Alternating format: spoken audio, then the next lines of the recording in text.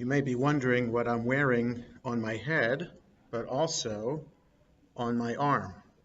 This is because this week's portion has the very first mention of 4 times in the entire Torah of the commandment to wear tefillin, which is what these items are called. Tefillin in English are known as phylacteries, which really doesn't help us much since it's such an unusual word. But tefillin comes from the same Hebrew word as tefillah, which means prayer. So tefillin are prayer implements. The most familiar instance of the commandment to wear tefillin while we pray is found in the book of Numbers in the paragraph we're familiar with when we sing the Shema. The V'ahavta paragraph, you shall love the Lord your God with all your heart, soul, and might. These words shall be a sign for you upon your arm and a sign between your eyes. And so wearing tefillin, the most common understanding is to remind us of all the commandments. But it's mentioned in this week's portion, Bo, right after all of the 10 plagues have happened. The 10th plague is about to happen, the plague of the firstborn.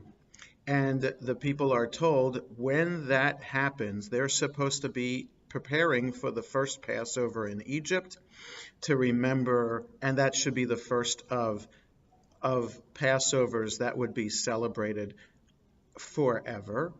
And we're supposed to do things at that Seder to remind us of the story of what happened in Egypt.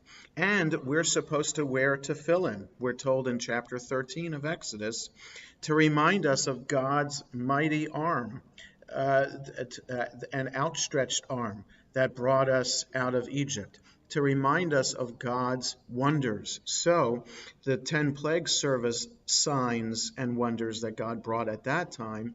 When we wear tefillin, not only are we supposed to remember the commandments, but we're supposed to remember also God's intervention in our lives, God's role in history, God bringing us out of Egypt. And wearing tefillin is symbolic as well. Inside this box, for example, there are 4 little boxes. Each one has a scroll which has on it that particular section in the Torah that we find the commandment for tefillin. The box on the arm has one box in which all 4 paragraphs are written on one parchment itself. Also, the tefillin, how we tie the tefillin around our arm, we spell out God's name. So on the hand, we have the letter Shin. Behind our head is the letter Daled. And under the box on the arm is the letter Yud.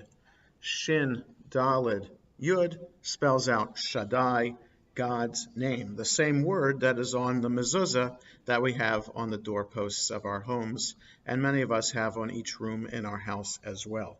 So wearing the tefillin reminds us most popularly of all the commandments, but also the way God intervened in history to remind us of God's mighty arm. And when we wear tefillin, we're supposed to connect to God in that way, and that we should use our bodies for a sacred purpose as well. Shabbat Shalom.